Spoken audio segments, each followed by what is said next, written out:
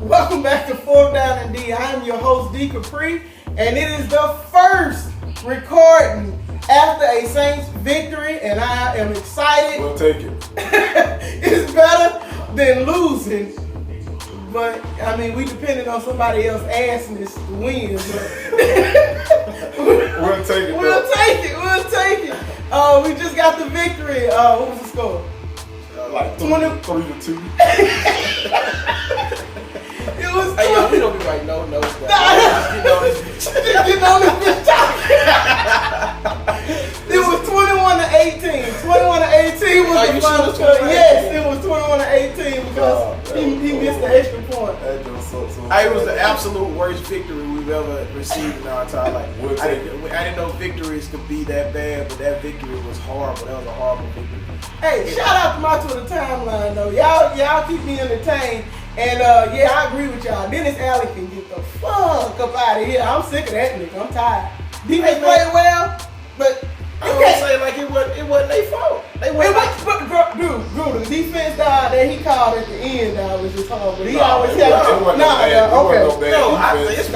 was personnel, man. It still come down to no pass rush when we need it most. That's why same thing I just reiterate. Same thing I said at the end of like too. On top of that, bro, the Cardinals said don't let nobody behind you. 4-5. I agree with that, but at the same time, like he still was playing what one safety back. But listen though, that was it. Listen what I'm telling y'all. Like it still comes back to pass rush. Because if you can run 47 yards down the field, that means that your quarterback had at least the 40-yard dash those cats are running without equipment or like a 4.5 or 4.6. So that means that he at least had to have 4.5 seconds to sit in the pocket and survey the field before he let the pass go. So it still comes back down to pass rush. I know we only had a 3-man rush going, but 5 seconds, 4 seconds should be over enough time for an NFL defensive line to be able to get to the back. I agree. I'm not disagreeing with you, but I'm just saying, bro, like in that critical moment, we should be able, as a defense,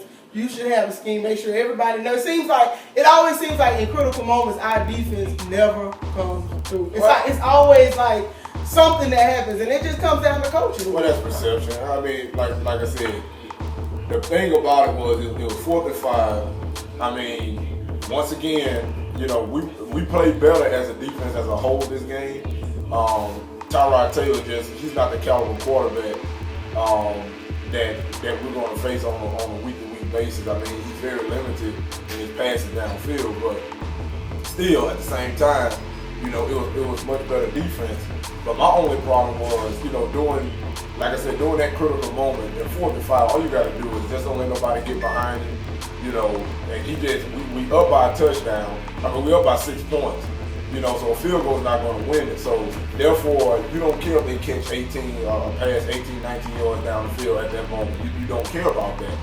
They have time against you, anything. Do not give up a touchdown. That's exactly what they did.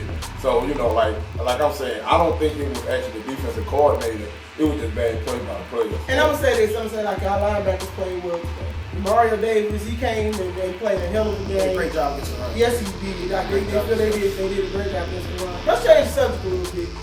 Drew Brees had a horrible day. Well, yeah, and I feel like every quarterback, even great quarterbacks, they're gonna have some days where they just miss it. In all actuality, we had about 3 or 4 touchdowns that we just didn't receive from bad passes, or overthrows, miscommunications between him and maybe the receivers. But he's entitled to. As amazing as he is, he's entitled to one bad game. I ain't really too worried. Well, my thing is, man, the turnovers. We got to cut back on that. Even in the Tampa Bay game, that turnover when they picked it up and ran it back, that was critical. That hit us hard at the end. And that turnover really stopped the momentum of the game, and you give the other defense confidence, and the offense confidence, And all fairness to our defense, they make a stop. We come back on the field, turn the ball right over, and they got to come right back out. So we have to clean that up big time, man, because we can't go negative in the turnover ratio every game, especially against good teams. I totally agree.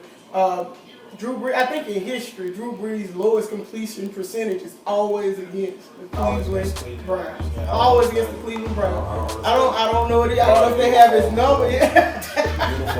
Uniform.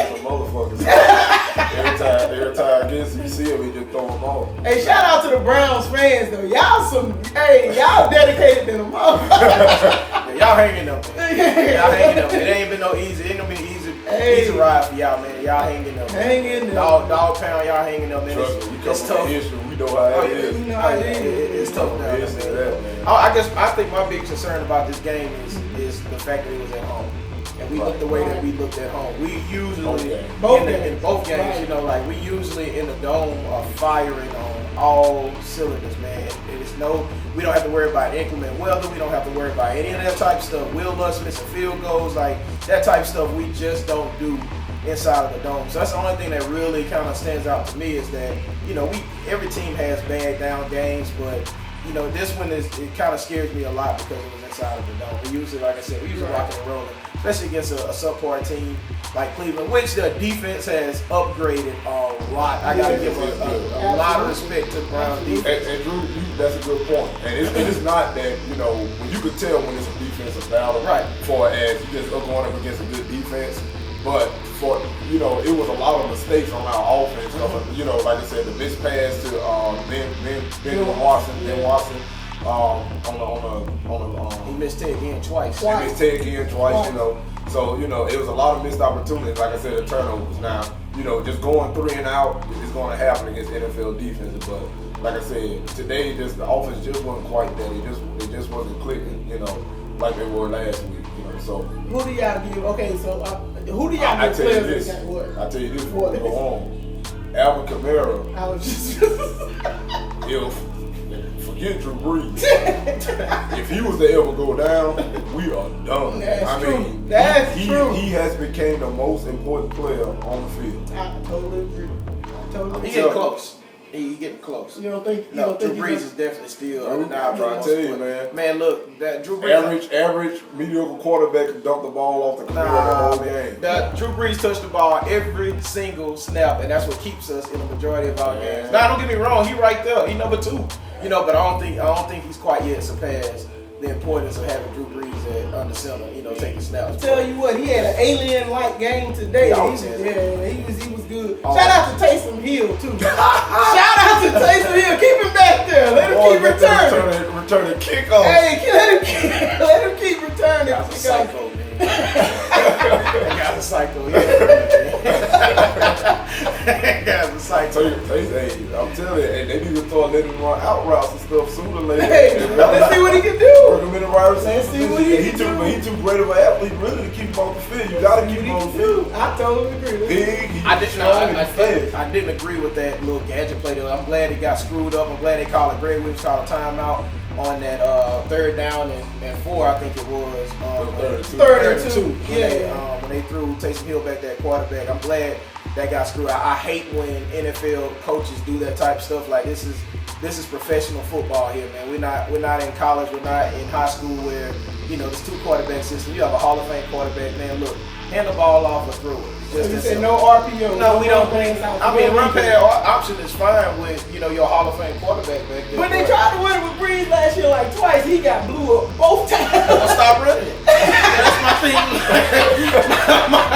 my thing is, you got a Hall of Fame quarterback, man. I do not want to root for a team that has gadgets and wildcats and stuff. I hate teams like that, man. I'm a big LSU fan, and I hate the fact that it worked for us great yesterday against Auburn. That was great win, you know, big win. You know, but I do not like to see that in my NFL games. Like I come to watch professional football for a reason. Well, I come to watch whatever.